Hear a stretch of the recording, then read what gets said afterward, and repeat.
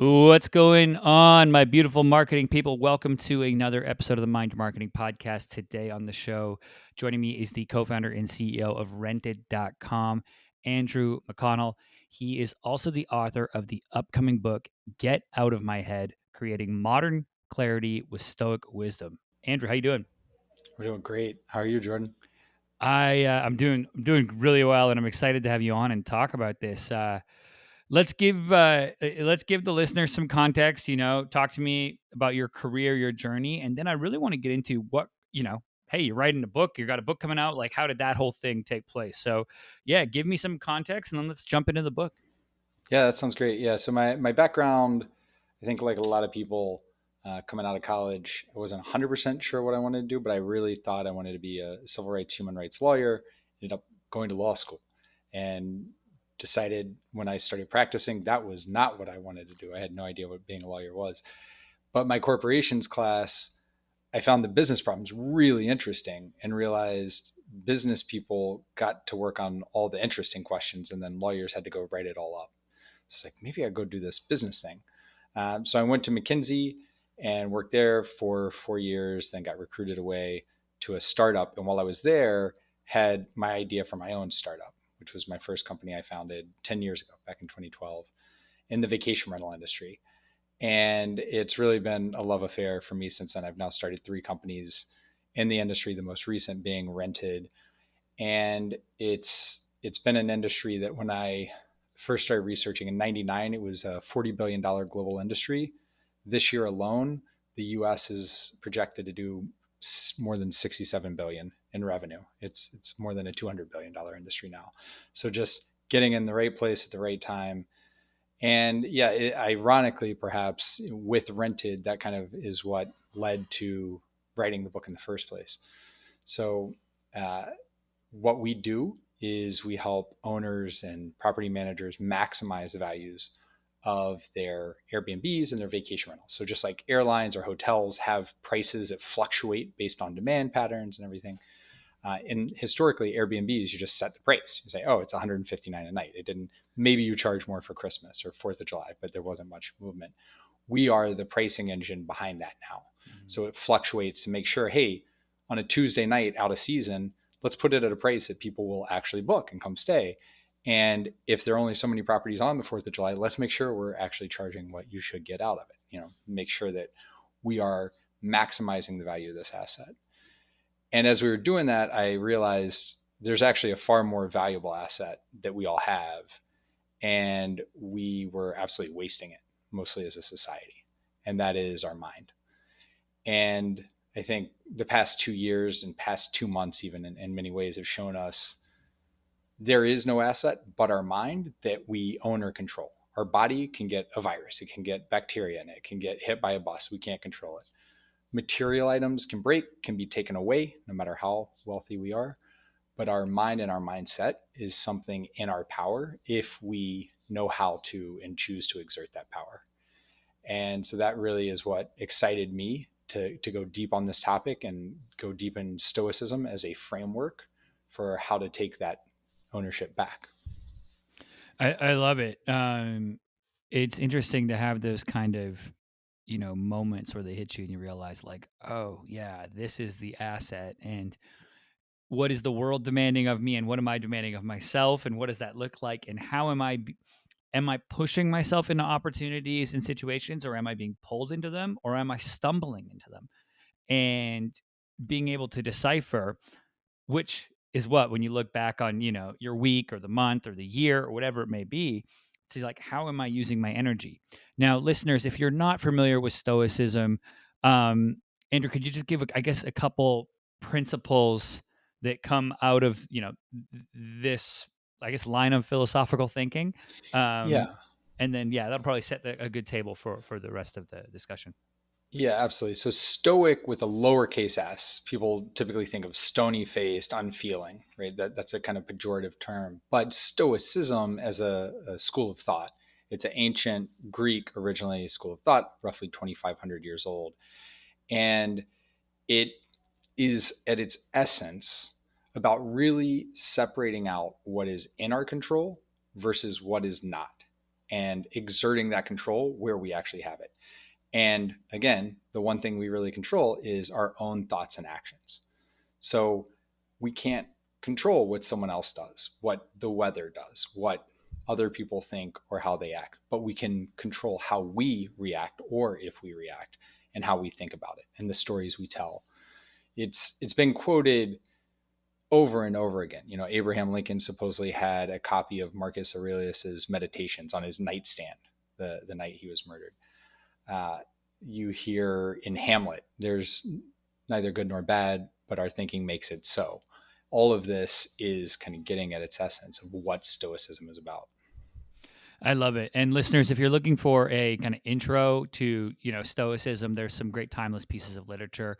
Meditations by Marcus Aurelius, which is, for those of you who don't know who he is, the emperor. He was a great Roman emperor, Yes. and he actually kept a journal. It wasn't intended to be published, and it stood the test of time, and the lessons came out of that.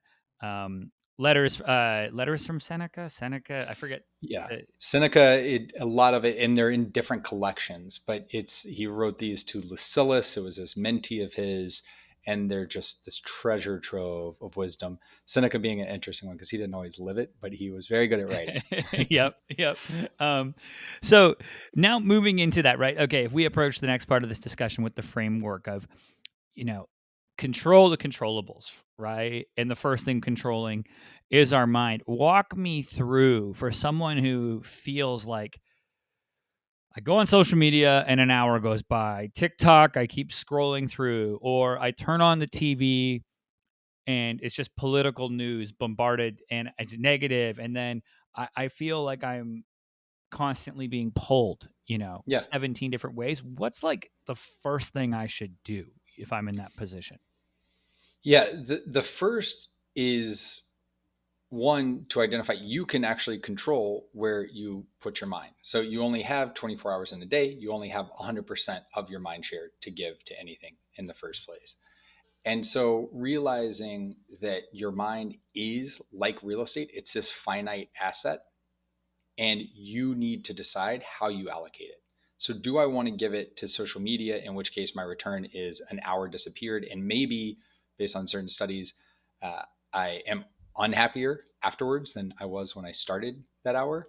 Or do I want to put it into spending time with my loved ones? Because again, studies show you're going to feel way better an hour later. Reach out to some friends, people that you normally would text, pick up the phone, call them, talk to those people you hadn't seen in a few years. And so really thinking about where you want to put it. So that's the first piece, is recognize you have the control. But the next very quickly is understanding and identifying your value. So what is the value of your mind? And it's not static, right? I could go spend this time mowing a lawn. I'm not particularly good at mowing a lawn. I'm no better than the next person, and I may be worse than someone who does this for a living. So my value doing that may be 15 bucks an hour, maybe less. Maybe that's not what my value is. But my value running and scaling a business, well, that's really, really high. So if I'm going to go put my time into something, that's probably where I should put it. I shouldn't put it in painting my house or mowing my lawn. I need to go put it in the very high value tasks. And so someone who's working for someone else, really going through that math of, okay, where's my time going? How am I being valued for that? How would others value me for this? And we're seeing that with the great recession, great Resignation. resignation. Yeah, not the great recession, the great resignation, where people are really starting to question that of, hey, am I being valued fairly? But there's a separate thing of, do I need to even be doing the things I'm doing? Am I using myself at my highest and best use? And that really sets the framework for everything from there. Once you start thinking in that way, you can start investing your mind instead of just actively or passively giving it away and just taking back the remnants after you've given it away. Yeah. I love that the first thing is like, one, have some agency, but you're in control. And then two, it's something that I've heard described before, and I love this. Like, we're all told, hey, do what you're great at and what provides the most value, and don't do what you're poor at, right? Everyone kind of understands that, but where we do get lost is tasks, value neutral tasks. right? In our business and life, etc. So it could be mowing the lawn, it could be um, doing an arbitrary task at work that is repeatable and should be delegated. But we're like, oh, I could just do it quickly. And it's like, you have to look at the cost between your high value action and the neutral value action and be like, oh no, this is actually costing the business or costing my personal life, you know, either in time or dollars or whatever it may be, right? There's opportunity cost, and the opportunity cost isn't static either. I had a former mentor and former boss, current mentor, that now is a CEO of the Fed of Richmond, and he had this concept of valuable time and costless time, like costly time and costless. And his idea was, if I'm on an airplane, there's nothing valuable I can be doing other than work. I'm not going to sit and watch a movie or anything. I'm going to crank out the work I need to get done when I'm sitting on an airplane. Because as soon as I land and I'm with my kids, that is incredibly costly time. If I miss their basketball game, if I miss helping with the homework, that's not stuff I'm getting back.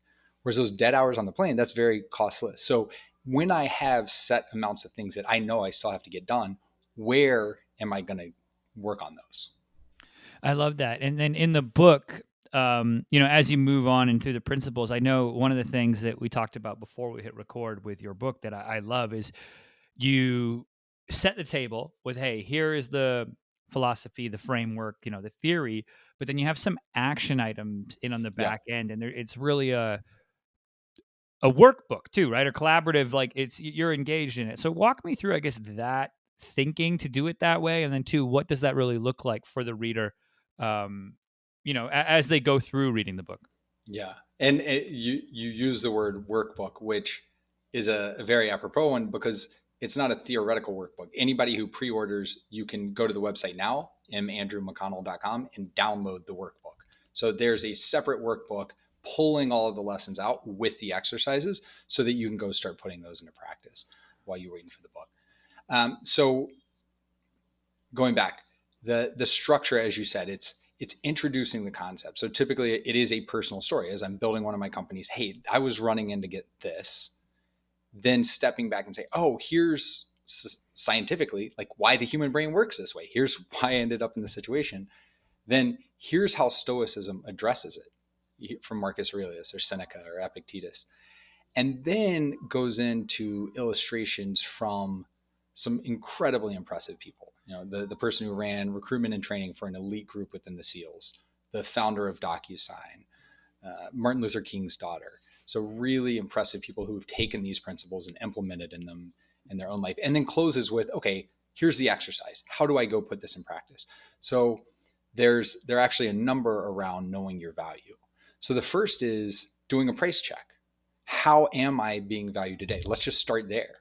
What is my hourly rate? How many hours do I put into work? Is that market? Am I even being paid fairly for what I'm doing? Then benchmarking and say, well, what else could I be putting that time to? It illustrates from someone who is effectively making $12.50 an hour in his job, but this was the mid 90s and he could build websites. And so on the side, he was billing at $75 an hour to build websites. That's way more valuable. Again, an hour is not an hour. It has different value depending what you put to it. That's a starting point. The second piece is where we started this is that agency of where do I want to put my time? And taking a concept from finance of zero-based budgeting, but doing it with zero-based calendaring. So instead of saying, oh, here's what my calendar looks like, here's where my time's going, really starting with the end state in mind. How do I want my month, week, day to look? How much time goes to sleep? How much time goes to family? How much time does work actually get? And within work, what are the activities at work and what is that allocation?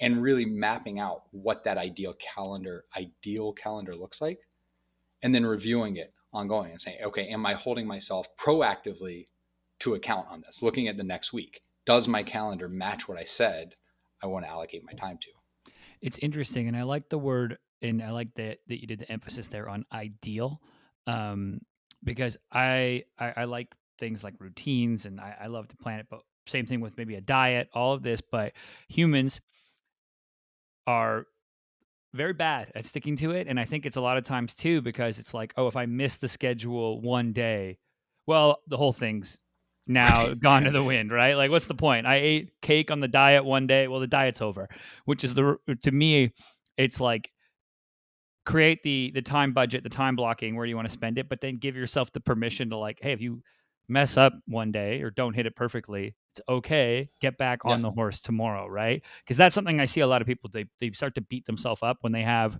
one day that's not perfect. Yeah. You know. Look, there's an entire chapter on lowering your bar. So again, not lowering your standards, but lowering your bar so that you can get started, so you can get working on it. And there are whole exercises around that as well. So it is real. The struggle is real. I love that, and I love that this helps bring people towards, hopefully a happier, more peaceful, and an existence with a little more agency behind it. Right, that to me is such a cool thing that you're bringing forward. Now, with the book, when does it come out? Where can people find it? Give us that rundown. Yeah, book launches on June 14th. You can pre-order now on Amazon, on Barnes and Noble, on literally any bookstore. I live in Bermuda. The bookstore's here. They're taking pre-orders. So it's on sale anywhere books are sold. It's available in hardcover. It's available in Kindle. It's going to be available in Audible. I recorded the audio. It should come out the same day, June 14th. I just haven't 100% confirmed that yet. Amazing. And I'll put links to that in the show notes so y'all can go and grab a copy. Andrew, this has been awesome, man. Thank you so much for coming on. Before I let you go, where can people connect with you online? Where's the best place? Yeah, LinkedIn is probably where I'm the most active /M Andrew McConnell. The Twitter, I'm on that, MA McConnell, Instagram, M Andrew McConnell, and then my website. So mandrewmcconnell.com. All of that's there. And then, of course, always rented.com. Amazing. I'll put links to all of those in the show notes page as well. Andrew, thank you so much for coming on today, man. I appreciate it. Yeah, Jordan, it's been a pleasure. Oh, cheers.